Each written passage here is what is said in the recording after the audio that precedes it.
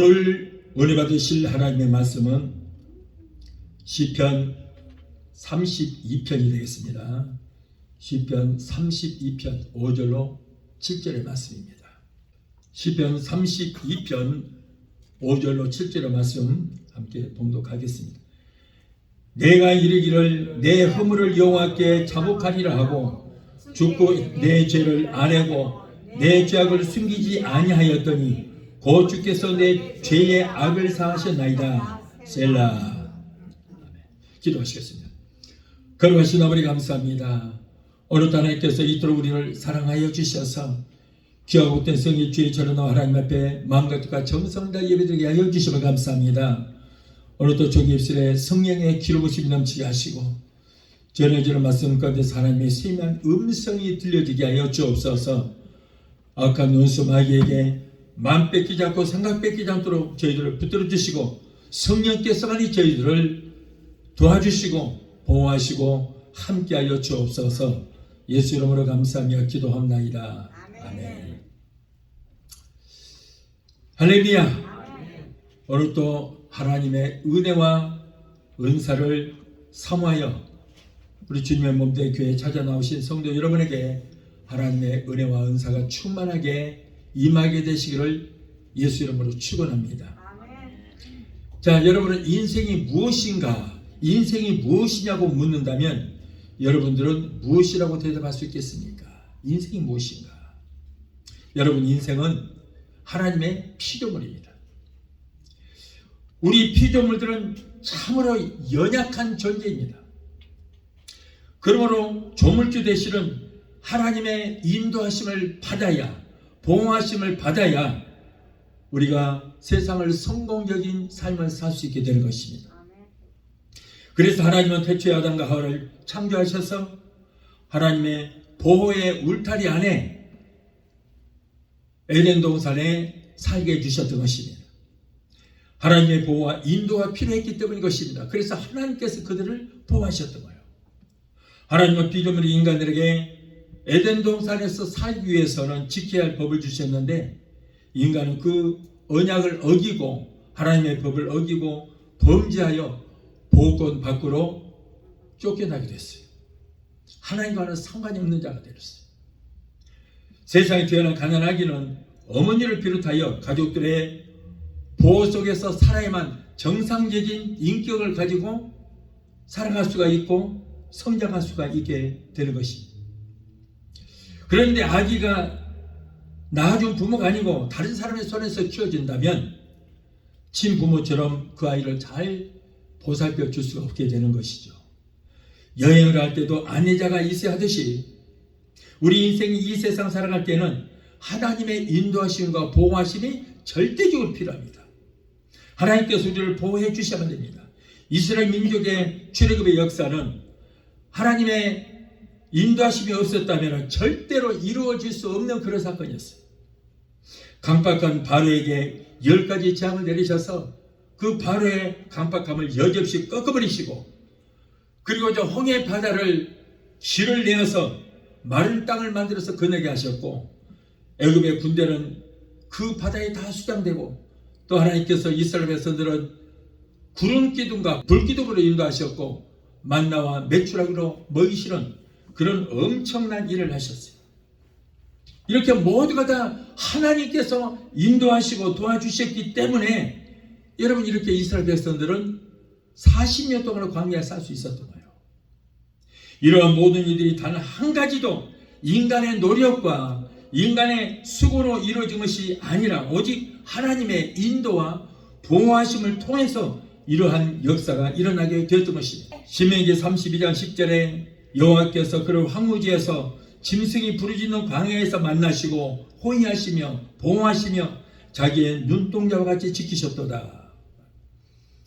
인간이 도저히 살 수 없는 그런 환경이 있을 때 황무지에서 배고픈 짐승들이 우글거리는 그런 광야에서 보호하시고 지켜주시고 호위해 주시고 불꽃 같은 눈동자를 지켜주셨기 때문에 그들이 존재할 수 있었다는 거예요. 시편 17편 8절에도 나를 눈동자같이 지키시고 주의 날개 그늘 아래 감추사 내 앞에서 나를 압제하는 악인들과 나의 목숨을 노리는 원수에게서 벗어나게 하옵소서라고 하나님 앞에 간구를 하는 그 모습을 볼 수가 있습니다. 여러분, 우리 인생은 한 번 길을 잘못 들면은 좀처럼 돌이키기 어렵습니다. 돌이킬 수가 없어요. 그래서 도박하는 사람들 보면은 내가 또 다시 도박하면 내 손모가지를 내가 잘라버려야겠다 하지만은 그래도 도박합니다. 끊을 수가 없는 거예요. 술과 담배를 한번 배우게 되면은 좀처럼 끊을 수가 없습니다.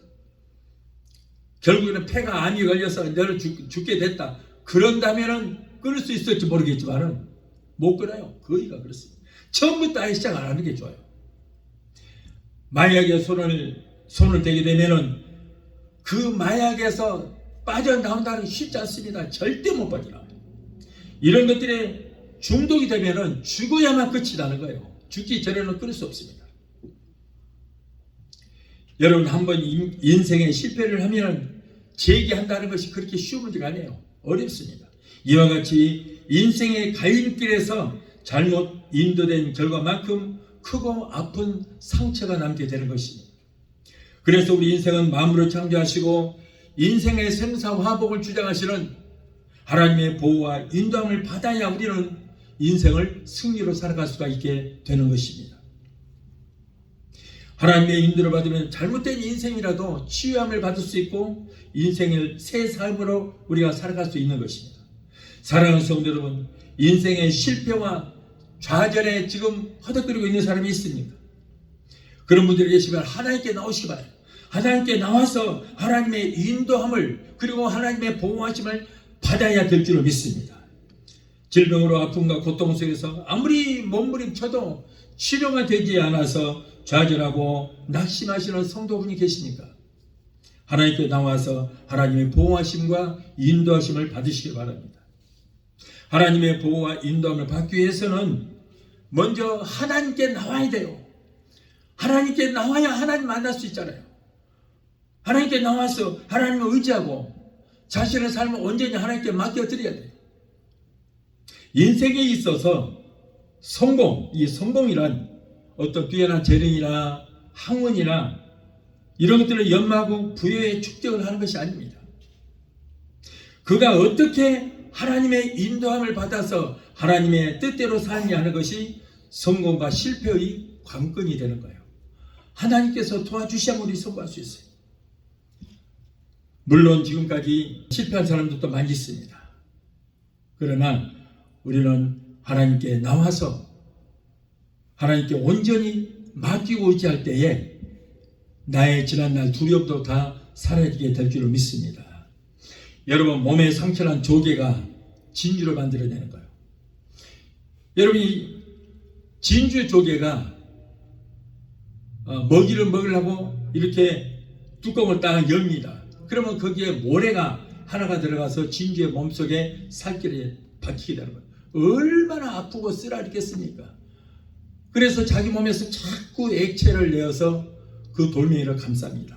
또 액체를 내서 감싸고 그럴 때마다 얼마나 고통스럽겠어요. 그런 고통을 통해서 하나의 진주라고 하는 보석이 만들어지게 되는 것입니다. 그 조개의 고통으로 해서 그 고난과 고통을 통해서 영롱한 빛을 발하는 그런 진주가 만들어지게 되는 거예요. 그러므로 고난이란 숭고한 영혼을 만드는 하나님의 비밀의 통로가 된다. 또 인간의 행복이란 공장에서 나온 물건처럼 완제품이 없습니다. 이 땅에서 태어난 사람처럼 100% 행복한 사람이 없고 100% 불행한 사람이 없는 것입니다. 성도 여러분, 이제부터 하나님의 사랑과 보호하심과 인도하심을 사모하시기 바랍니다. 이것이 내 운명이라고 생각하지 마시기 바랍니다. 우리 하나님은요, 우리의 운명까지도 바꿔주시러 가요. 사주도 바꿔주시고 토종 비결도 다 바꿔주시러 가요. 빌어먹을 사주를 타고 나서도 하나님은 축복된 사주로 바꿔주시게 될 줄 믿습니다. 우리가 우리의 사주를 바꾸려면 어떻게 돼요? 하나님 앞에 나오라는 거예요. 나와서 간구하고, 하나님, 내게 이런 어려운 문제가 있으니 이 문제를 해결해 주시고 나를 보호해 주시고 나를 인도하여 주시옵소서라고 하나님 앞에 기도하고 또 그렇게 되기를 사모해야 된다는 거예요. 아무런 생각도 없이 그냥 와서 앉았다가 가는 것, 이런 사람은 생전 문제가 있어도 해결받을 수가 없습니다. 그래서 이 하나님의 강력한 손에 붙들림을 받는 것, 이것이 축복인 줄 믿습니다. 마귀에게 잡히면 여러분 우리 인생은 끝장납니다. 그러나 하나님 앞에 붙들림 받으면 우리는 사는 역사가 일어나게 되는 것입니다. 이게 축복이에요. 하나님께 붙들림을 받아 사는 것이 이게 축복인 것입니다. 이사야서 41장 10절에 두려워 말라, 내가 너와 함께함이니라. 놀라지 말라, 나는 내 하나님이 됩니다. 내가 너를 굳세게 하리라. 참으로 내가 너를 도와주리라. 참으로 나의 의로운 오른손으로 너를 붙들어 주시라고 말씀했어요. 이렇게 여러분 하나님을 찾고 하나님께 간구하는 자를 이렇게 하나님께서 붙들어 주시는 거예요. 다윗은 모진 고난과 역경 속에서 사울 왕에게 쫓겨다닐 때도 늘 그런 하나님의 인도하심과 보호심을 받았어요. 항상 보호해 주셨어요. 항상 도와주셨어요. 다윗이 어느 날 양을 치다가 이제 식사를 하고 그리고 저물을 걷고 있는데 보니까 거미가 거미줄을 딱 쳐놨어요. 그리고 먹이가 지나가기를 기다리고 있는데 말벌 한 마리가 오더니 그 거미를 막 잡아먹는 거예요. 그때 다윗이 하나님께 기도합니다. 하나님, 쓸데없는 이 말벌을 왜 만들었습니까? 사람들에게 유익을 주지를 못하고 쏘아서 고통만 주는 이 말벌을 왜 만들고 그리고 이 거미를 왜 만들었습니까? 자기 몸에서 하루 종일 실을 뽑아내도 자기 옷 한 벌도 만들지 못하는 이 거미를 왜 만들었습니까? 하면서 하나님한테 투정을 했어요. 그랬더니 하나님께서 말씀합니다. 다윗아, 언젠가는 이것들이 내게 꼭 필요한 존재가 될 것이다. 두고 봐라. 그런데 결국 나중에 사울 왕에게 쫓길 때 그런 쫓겨다니다가 뒤에서 막 사울 왕이 부하를 데리고 쫓아오니까 막 도망가다 보니까 앞에 동굴이 하나 있는 거예요. 그게 동굴 속으로 쏙 들어갔어요. 딱 숨어 있으니까 하나님께서 거미를 보내서 그 굴 입구에다가 거미를 잔뜩 쳐놨어요. 잔뜩 쳐놨어요. 그래서 사울 왕이 분명히 여기까지 왔는데 다윗이 없어졌어요. 앞에 보니까 동굴이 있어. 동굴을 들어갔구나. 왜 동굴을 보니까 거미줄을 잔뜩 쳐놨어요. 아주 잔뜩 쳐놨어. 그래서 거미줄을 보고 다윗이 이곳에 들어갈 리가 없다. 이렇게 거미줄을 쳐놨으니 들어갈 리가 없다. 그리고는 발걸음을 돌려서 다른 데로 다윗을 찾으러 왔습니다. 그때야 다윗은 동굴에서 나와서 거미야, 고맙다. 네가 나를 살렸구나. 하나님 감사합니다. 하나님께서 이 거미를 만드신 이유를 이제 알았습니다. 나를 살리기 위해서 만드셨군요. 라고 고백을 하는 장면이 성경에 나옵니다. 여러분, 이 땅에 있는 모든 것들은 사람들에게 피해를 주는 동물이 있을지라도 그것들도 다 하나님께서 지으실 때는 뭔가 필요하니까 그래서 지으신 거예요. 그렇기 때문에 여러분, 지극히 하다못해 거머리 한 마리라도 그것까지도 하나님이 만드신 거기 때문에 그런 것까지도 우리는 감사해야 돼요. 여러분, 우리 몸에 우리 몸속의 장기 중에 피를 자는 것이 하나라도 있을까요? 하나도 없어요. 하다못해 우리가 맹장 그거 떼어내잖아요. 그것까지도 필요하니까 하나님께서 붙여놓으신 거예요. 손톱 발톱 맨날 자르지만은 여러분, 손톱 발톱이 없으면 손가락이 어떻게 되겠어요? 다 무너져 버린 거예요. 그래서 이 손톱을 잘라도 기는 것이, 이것이 축복이야. 우리 몸에 단 한 가지도 피를 자는 것이 없는 것입니다. 필요하기 때문에 만든 거예요. 그래서 말벌도 필요해서 만드셨고요. 그리고 거미도 필요하니까 만들어서 결국에는 그걸 가지고 불평했던 그 다윗을 그 거미가, 하찮은 거미가 살려주는 거예요. 여러분, 오늘 말씀은 다윗의 시편입니다. 다윗이 이 시편을 지었을 때의 그 배경을 살펴보면 다윗의 일생에 오게치라고 하는 그 밧세바를 취한 후에 나단 선지자를 통하여 하나님의 책망을 받고 회개의 눈물을 흘리는 그런 장면이 나옵니다. 그리고 회개한 후에 그 어두움과 두려움과 근심과 공포로 물러가고 민물같이 밀려오는 그 하늘의 평안과 행복을 노래하는 그런 장면인 것입니다. 그래서 오늘 시편 우리가 읽은 이 본문의 말씀도 전부 하나님께 감사해서 감사의 찬양을 드리는 그런 장면. 보면 꼭 밑에 보면 셀라라고 있죠. 셀라는 노래할 때 그 긋을 올려라 그런 뜻이에요. 이게 전부 찬양의 가사거든요. 그래서 마지막에 셀라 음을 이렇게 높여서 불러라 그런 뜻이 있다는 것입니다. 시편 32편 5절에 내가 이르기를 내 허물을 여호와께 자백하리라 하고 주께 내 죄를 아뢰고 내 죄악을 숨기지 아니하였더니 곧 주께서 내 죄악을 사하셨나이다 라고 고백했어요. 여러분, 인간은 누구나 죄를 지을 수 있습니다. 죄를 안 짓고는 살 수 없는, 아담 이후로부터 우리는 모든가 그 아담의 죄성을 가지고 태어났기 때문에 태어나면서부터 의아하고 태어나면서부터 죄인의 그 형태로 태어난 거예요. 그래서 우리는 여러분 이 세상 살아가면서도 꼭 행동으로 짓는 죄만 죄가 아니고 행동으로 짓는 죄보다도 더 무서운 죄는 마음으로 짓는 죄가 더 큰 것입니다. 생각으로 짓는 죄가 더 큰 거예요. 그래서 성경에 네 형제를 미워만 해도 너는 이미 뭐라고? 살인자다, 살인했다 그랬잖아요. 그러므로 여러분, 나는 남을 속이지 않았고 남의 거 훔치지 않았고 남을 죽이지 않았기 때문에 나는 죄가 아니다. 여러분, 그러나 마음으로 이미 큰 죄를 지은 줄 믿습니다. 그런데 사람들이 회개할 때는 행동으로 짓는 죄만 회개하지 마음으로, 생각으로, 입술로 짓는 죄는 회개치 않은 거예요. 그 죄라고 인정하지 않기 때문인 것입니다. 그러나 우리가 생각하는 것이 죄고 눈으로 보는 것이 죄고 모든 것이 다 죄예요. 그래서 우리는 철저히 회개할 때 오늘 또 내 죄악을 숨기지 아니하였더니 곧 주께서 내 죄악을 사하셨다. 2000년 전에 예수님께서 십자가에서 우리의 죄를 다 용서를 해 놓으셨어요. 용서를 해 놓으셨습니다. 그래서 오늘날 우리는 예수님 앞에 나와서 회개만 하면 2000년 전에 그 용서했던 용서가 내게 임하여 내가 한 번도 죄를 짓지 않은 것처럼 용서받은 의인으로 인정을 받게 되는 것입니다. 죄를 잡아가고 용서를 받고 나니까 하나님의 인도의 손길이 그를 붙들어 주셨다는 거예요. 자, 첫째로 어떤 환경, 어떤 상황, 어떤 경우에서도 하나님이 함께 하신다는 그 약속을 믿어야 돼요. 사람은 한번 실패의 고비를 마시게 되면은 의욕이 상실되어서 적극성이 저려됩니다. 한번 뭔가 하다가 실수하게 되면은 다시 일어나다는 쉬운 일이 아니에요. 자꾸 뭘 하려고 해도 나중에는 주저하게 됩니다. 그러나 우리 하나님 말씀하기를 여호수아 1장 5절에 네 평생에 너를 대적할 자가 없으리니 내가 모세와 함께 있던 것 같이 너와 함께 있을 것이니라. 내가 너를 떠나지 아니하며 너를 내가 절대 버리지 아니할 것이다.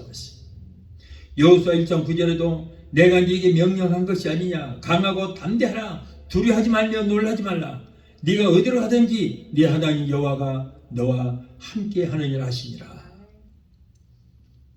여러분, 이 말씀을 내 말씀으로 받고 위로를 받게 되시 바랍니다. 하나님은 어떤 죄를 범하였을지라도 회개하고 돌아올 때는 그를 용서하시고 받아주시고 긍휼과 자비로 그를 붙들어 주실 것입니다. 그를 보호하시고 인도해 주시는 겁니다. 사랑하는 여러분, 강하고 담대하시기 바라요. 결코 인생의 잡다한 일에 흔들리지 마시기 바랍니다. 여러분은 하나님의 인도함을 현재도 지금 받고 있습니다. 지금까지는 서로 다른 무엇이 나를 얽매고 나를 잡아다니다고 할지라도 이제부터는 하나님의 사랑의 손길의 인도함을 받게 되시기를 예수 이름으로 축원합니다. 시편 121편 5절에 여호와는 너를 지키시는 이시라. 여호와께서 네 오른쪽에서 네 그늘이 되시라니 낮에 해가 너를 상치 아니하며 밤에 달도 너를 해치지 아니할 것이다. 명백한 사실은 오늘날도 하나님의 인도하심과 보호하심을 앙망하는 사람, 열망하는 사람은 하나님의 보호하심과 도우심을 받을 수 있지만, 그러나 그렇지 않은 사람은 하나님께서도 그를 도와주시지 않습니다. 하나님께 그 도우심과 인도하심을 자꾸 구하시기 바라요. 간구하시기 바랍니다. 자, 믿음이란 하나님을 찾고 기다리는 가장 순수한 행위입니다. 그런데 오늘날 많은 성도들은 하나님을 믿는다고 하면서도 이와 같은 뜨거운 열정이 다 식어지고 없어요. 신앙이 불을 꺼지고 시커먼 숫덩이만 붙들고 있으면서 그것이 믿음이라고 지금 붙들고 있는 사람들이 너무나도 많고 있어요. 자기 믿음에 중병이 걸린 것도 모르고 많은 사람들이 착각 속에 빠지고 있는 사람이 있습니다. 이래 가지고는 절대 안 돼요. 어디서 떨어졌는지, 이 내 믿음이 어디서부터 문제가 생겼는지 돌이키고 회개하고 그 믿음을 통해서 우리가 다시 일어설 수 있도록 하나님 앞에 기도를 해야 되는 것입니다. 사랑하는 성도 여러분, 하나님의 부드러운 손길은 지금 여러분 곁에 계십니다. 여러분 그 하나님의 손길을 붙잡게 되시기를 바라요. 그리고 하나님의 인도하심으로 승리의 삶을 사실은 여러분이 되게 되시기를 예수님의 이름으로 축원합니다. 둘째로 우리가 기도하고 찬송하며 예배 드리는 것은 하나님의 도움의 손길을 바라는 신앙의 고백이 되는 것입니다. 현 시대만큼이나 어지럽고 험한 살기 힘든 시대는 아마 하나님께서 천지를 창조하신 이래로 아마 없을 것입니다. 하나님이 홍수로 지면을 심판하실 때 그때에 사람들이 폐역하고 죄악이 관영하였다고 할지라도 지금보다는 훨씬 더 낫을 것 같아요. 유황불로 멸망받은 소돔과 고모라가 지금보다는 오히려 더 나았을 것입니다. 애굽이 아무리 폐역하고 강팍하다고 할지라도 지금보다는 덜했을 것입니다. 온 세계가 오늘날 도덕과 윤리가 다 사라지고 말았어요. 한국의 국회는 국민들의 편리를 위해서 법을 지키려고 자기들이 만들었습니다. 그러고는 오히려 그들이 자기들이 만든 그 법을 무시하고 조롱하면서 국민들이 주는 세금으로 온갖 권력을 누리며 국민을 위해서 군림을 하고 있습니다. 온갖 범죄자들과 전과자들과 심지어는 간첩들까지도 이번 국회에 또 나오려고 부끄러운지도 모르고 창피한지도 모르고 얼굴에 첩팔 깔고 한 표를 호소하고 있습니다. 요즘에는 그렇게 많은 범죄를 하고 전과가 별이 몇 개가 붙었어도 그게 부끄러운지도 모르고 오히려 당당하게 자랑스럽게 여기고 그 소리 뻥뻥 치면서 또 국회에 나와서 찍어달라고 지금 그런 경우가 너무나 많아요. 그런데 더 가관이 어서 국민들도 그러려니 하고 도덕과 윤리가 다 사라지고 없음에도 불구하고 그런 범법자들을 다 옹호하고 있어요. 지지하고 있습니다. 이게 얼마나 지금 무서운 세상이 되고 가는지 몰라요. 대한민국 건국 이래로 이처럼 불법을 합법으로 만들어 국민을 우롱하고 법을 조롱하는 애는 없어요. 이런 시대를 우리가 살아가지만은 정말 이럴 때 우리가 이 세상을 이런 세상을 살자면은 나로 사로잡는 강력한 힘이 있어야 되는데 그렇다면 그 힘을 우리는 어디서 찾을 수 있습니까? 권력이 나를 도와줄 수 없습니다. 돈이 나를 보호해줄 수 없습니다. 명예 갖고는 안 되는 것입니다. 시편 121편 1절로 2절을 보면 내가 산을 향하여 눈을 들리라 나의 도움이 어디서 올꼬 나의 도움이 천지를 지으신 여호와에게서로다 라고 시편 기자는 고백했어요. 오직 하나님의 도우심과 인도하심이 있어야만 된다는 거예요. 하나님 외에는 누구도 나를 도와줄 수 없습니다. 하나님의 도우심이 없으면 우리는 인생을 살아갈 수 없습니다. 그래서 우리 주님께서 승천하시면서 마지막으로 남기시는 말씀이 뭡니까? 보혜사 성령을 보내줄 것이다. 그러므로 너희는 꼭 성령 받으라. 성령은 도와주시는 분이다. 돕는 분이다. 보혜사다.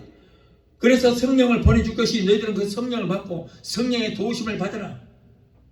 이렇게 말씀을 하셨고 결국에는 성령께서 이 땅에 들어오셔서 여러분 120분도가 성령을 받고 그들을 지켜주시고 또 생각나게 하시고 그래서 그들을 인도해 주셨던 것입니다. 오늘날도 성령 받은 우리는 하나님께서 그 성령께서 우리를 인도하시고 보호하시고 주님 오시는 그날까지 우리를 불꽃 같은 눈동자를 지켜주시게 될 줄로 믿습니다. 하나님의 도움의 손길을 이 열망하는 것이, 이것이 바로 예배라고 하는 거예요. 오늘 우리가 예배 드리는데 우리가 왜 우리가 모여서 예배 드립니까? 하나님의 그 도움의 손길, 하나님께서 인도해 주시라고, 주님 오시는 그날까지 우리를 인도해 주시라고 우리가 모여서 예배를 드리고 하나님 앞에 간구하고 기도하는 것입니다. 그러므로 절대로 이 예배를 소홀히 해서는 안 된다. 아직도 그런데도 이 예배를 소홀히 생각하는 사람이 너무나도 많아요. 이 교회들이 오늘날 오락 온갖 프로그램이 난무해서 교회가 프로그램으로 다 운영이 나가는 그런 경우가 많습니다만은 그건 예배라고 할 수 없습니다. 예배는 우리가 살아가는 데 있어서 그 무엇보다도 우선시해야 되는 것입니다. 예배보다 더 중요한 것은 없어요. 성도는요, 나의 생활을 부업으로 삼아야 되고, 그리고 하나님께 예배 드리는 것을 우리는 본업으로 삼아야 될 줄로 믿습니다. 예배를 위해서는 목숨을 걸어야 돼요. 죽음도 우리가 두려워하지 말고 예배에 우리는 최선을 다해야 되는 거예요.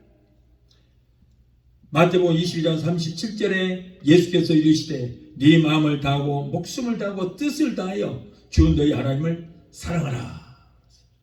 그래서 지금 북한이나 중국에서는 산속이나 지하실에 숨어서 한국에서 보내는 전파를 통하여 라디오에서 나오는 그 말씀을 들으면서 목숨 걸고 예배에 참여하고 있다는 거예요. 과거 우리의 조국에서도 일제강점기나 공산치하에서 하나님께 예배 드리기 위해서 얼마나 많은 성도들과 주의 종들이 목숨을 버려 순교의 피를 뿌렸습니까? 오늘날도 세계에서 가장 악한 나라인 저 북한에서는 예수 믿다가 들통이 나면, 아니면 예수 믿던 사람 만나기만 해도 성경만 갖고 있어도 사돈네 7촌 8촌까지 다 불러다가 동네 사람들 다 모아서 다 보라고, 강제로 보라고, 심지어는 어린애들 초등학생들 1학년짜리까지 전부 그날의 수업도 다 중단하고 그 앞에 전부 무슨 쇼하는 거, 극장 뭐 구경하는 것처럼 거기다가 앉혀놓고 거기서 고사적으로 싹 죽여버리는 거예요. 그러니 그 탈북자들 얘기 들어보니까 나도 5살 때, 6살 때, 10살 때 그런 모습을 봤다는 거예요. 그래서 그걸 보고 지금까지도 그 트라우마에 고통을 당하고 있다고 그러더라고요. 그러나 우리는 여러분 얼마나 감사한지 모릅니다. 우리가 마음껏 예배 드릴 수 있고 마음껏 찬송하고 마음껏 기도할 수 있으니 얼마나 큰 축복인지 몰라요. 이보다 큰 축복이 없습니다. 그럼에도 불구하고 하나님 앞에 감사하지 못하고 신령과 진정으로 드리는 예배를 드리지 못한다면 하나님께서 절대 기뻐하시지 않을 것입니다. 여러분, 그러므로 우리는 저 북한 우리의 국민들도 그들도 마음껏 예배 드릴 수 있도록 우리는 저 공산주의는 무너지도록 하나님께서 역사하시라고 우리는 기도를 해야 될 줄 믿습니다. 사랑하는 여러분, 뜨겁게 주님을 열망하시기 바라요. 주여, 나는 하나님의 인도하심이 절대적으로 필요한 것을 나를 깨닫게 되었습니다. 하나님의 보호와 인도하심을 떠나서는 살 수 없고 허물 많고 연약한 존재입니다. 하나님, 그러므로 하나님의 도우심이 필요합니다. 무능한 자에게 힘을 주시고 무기력한 자에게 능력을 주시는 하나님, 나의 힘이 되신 여호와여, 내가 주를 의지하오니 나를 보호하시고 나를 도와주시옵소서라고 하는 그런 기도가 여러분 우리에게 꼭 필요합니다. 이렇게 뜨거운 기도를 하게 되시기 바라요. 시편 32편 8절에 내가 네 갈 길을 가르쳐 보이고 너를 주목하여 훈계하리로다 라고 했어요. 자, 마지막 셋째로 하나님의 보호와 인도함을 받는 것은 큰 축복이다. 그런데 하나님의 인도는 조건적입니다. 우리 피조물의 인생이 조물주 되시는 하나님의 그 인도와 보호를 받는다는 것은 정령 축복 중에 최고의 축복일 것입니다.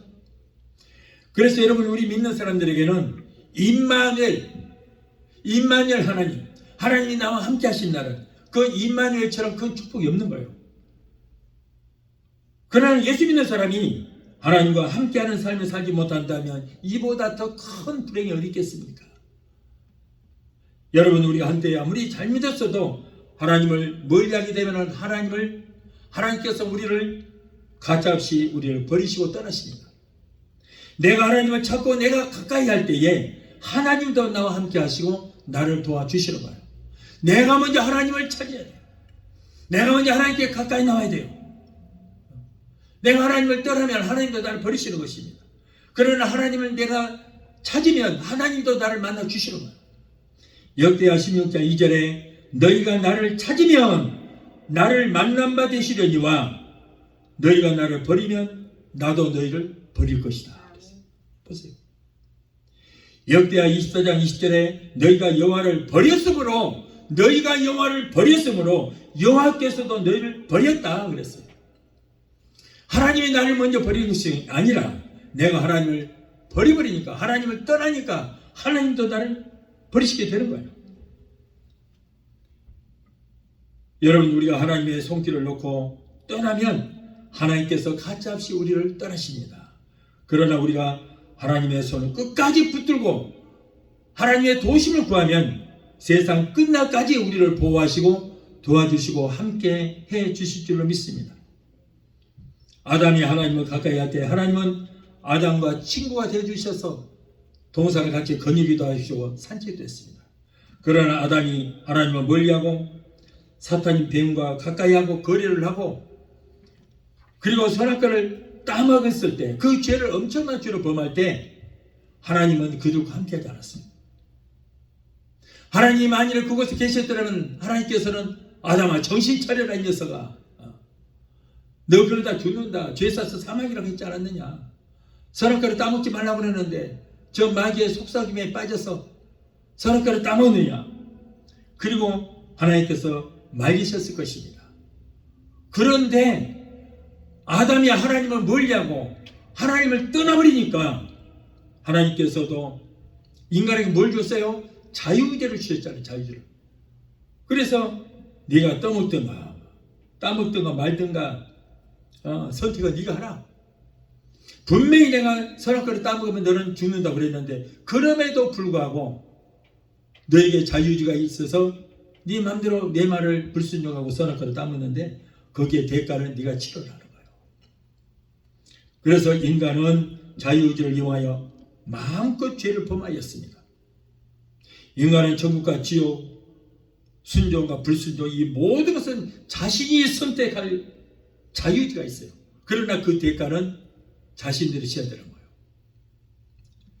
아담이 하나님을 멀리하기 때문에 하나님은 아담을 떠나 홀로 에덴 동산을 걷고 계셨어요. 아담이 하나님을 버리니까 하나님도 그를 버리고 혼자서 산책하고 계셨던 거예요. 우리가 하나님을 가까이 할 때 하나님의 도우심을 받을 수 있지만, 그러나 내가 하나님을 멀리하면 하나님도 우리를 떠나심으로 하나님의 인도와 보호하심을 받을 수가 없게 되는 것입니다. 여러분, 우리가 하나님을 가까이 하고 하나님을 도우심을 구할 때 하나님은 세상 끝날까지 우리를 매 순간마다 분초마다 지켜주시고 불꽃 같은 눈동자로 우리를 품어주시게 될 줄로 믿습니다. 그래서 우리가 하나님의 도우심을 꼭 구하시고 하나님의 인도하심을, 보호하심을 꼭 구하시기 바랍니다.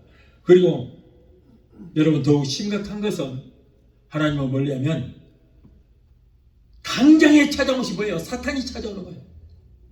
내가 하나님을 가까이 하면 사탄이 절대 우리 곁에 침범 못합니다. 그러나 하나님을 떠나면 그 즉시 우리 주변에 있던 사탄이 나를 사로잡아 버리는 거예요.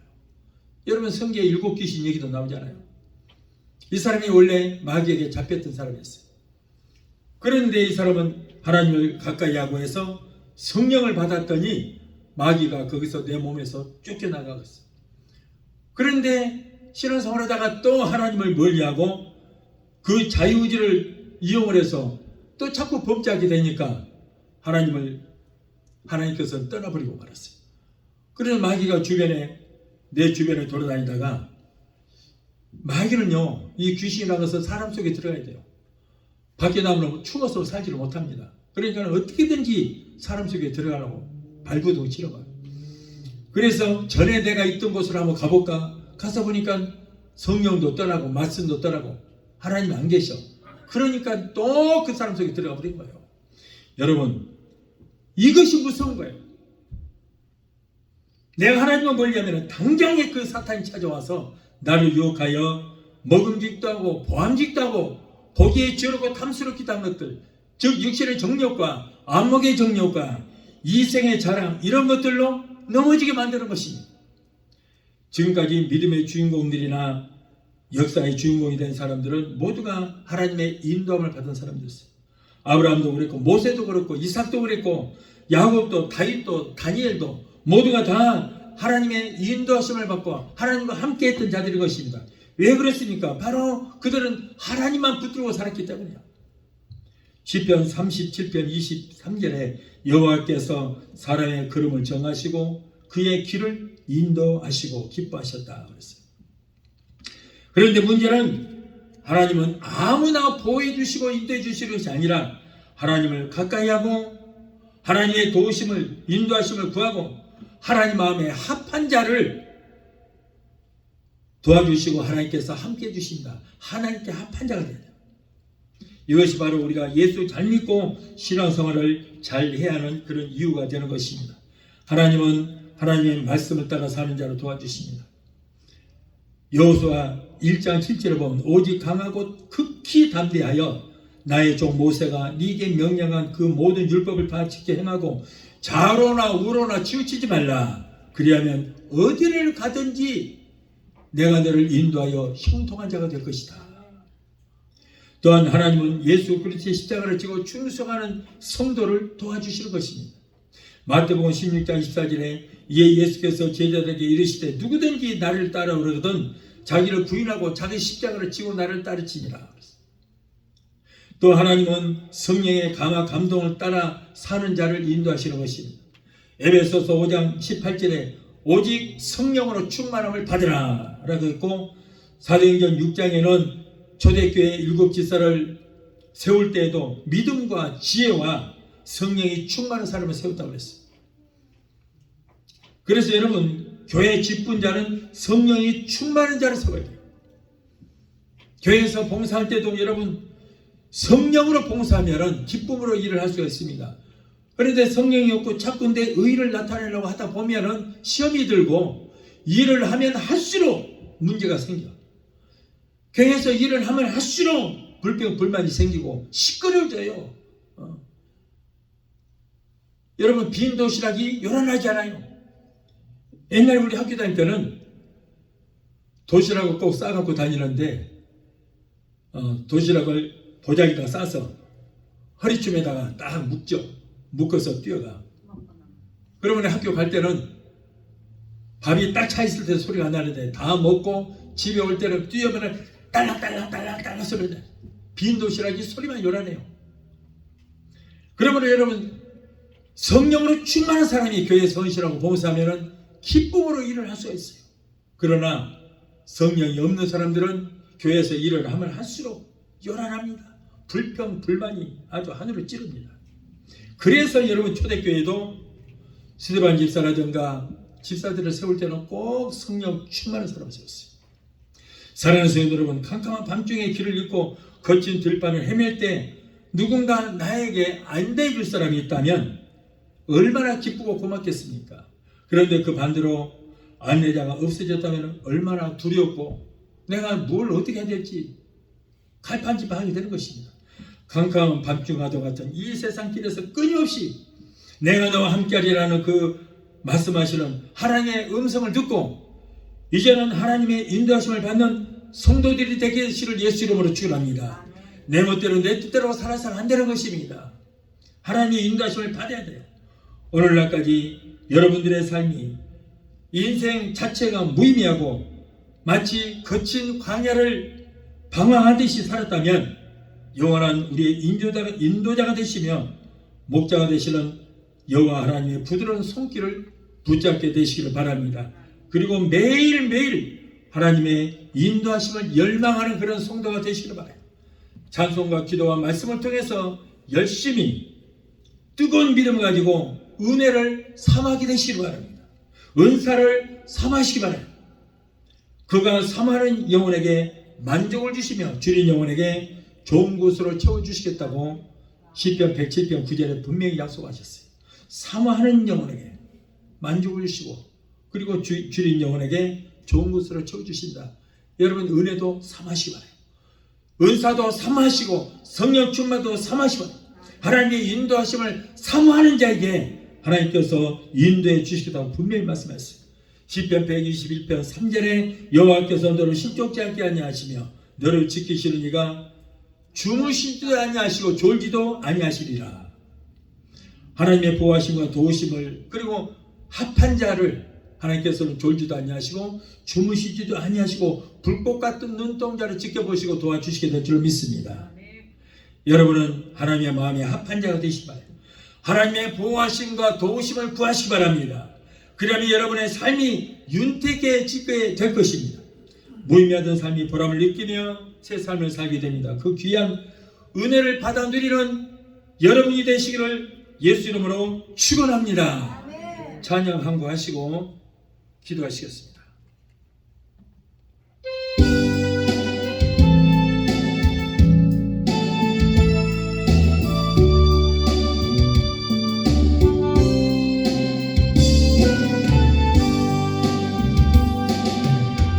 우리가 고난의 바다를 지날 때 바람과 풍랑이 일어도 두려워 말아요, 낙심치 말아요. 우리 주님 지켜주시니 야곱아 두려워 말라, 내가 너를 구속하였고 내가 너를 진영하여 불렀나니 너는 내 것이라, 너는 내 것이라. 우리가 고난의 바다를 지날 때 세상을 보지 말아요. 불꽃 같은 눈으로 우리 지켜주시니 예수님만 바라보세요. 이스라엘아 두려워 말라, 내가 너를 구속하였고 내가 너를 지명하여 불렀나니 너는 내 것이라, 너는 내 것이라. 우리가 고난의 바다를 지날 때 우리 너를 침몰 못하리라. 불 가운데 지날 때 주님 함께 하시니 사르지도 못할, 각자 자기 이름 불러보세요.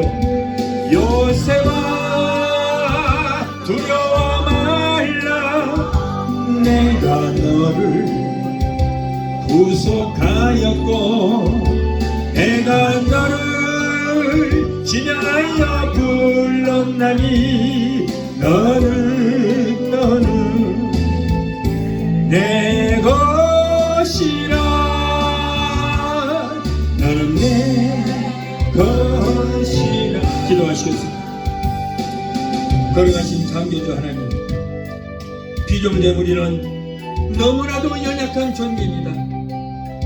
하나님의 도우심이 필요합니다. 그러므로 피조물의 우리 인간은 창조되어 주신 하나님의 보호하심과 도우심이 있어야만 살 수가 있습니다. 이스라엘 백성을 홍해바다를 육지같이 건너게 하시고 40년 동안 만나와 메추라기로 먹이시며 구름 기둥과 불 기둥으로 인도하셨던 우리 주님, 우리도 광야 때 이 세상 살아갈 때에 하나님의 인도하심과 보호하심이 절대적으로 필요하오니 주여 우리를 세상 끝날까지 우리를 지켜주시고 보호하시고 도우시고 함께하여 주옵소서. 예수 이름으로 감사하고 축복하며 기도합나이다. 아멘.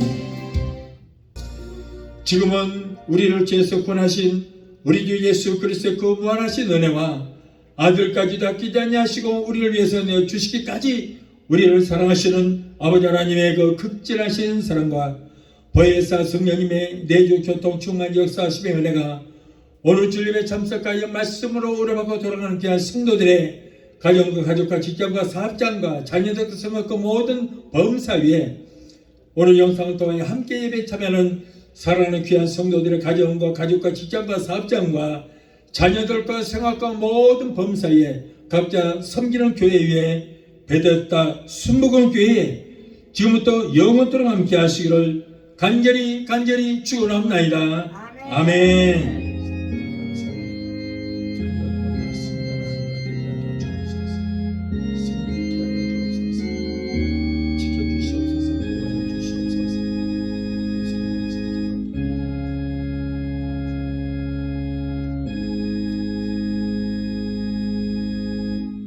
할렐루야. 하나님께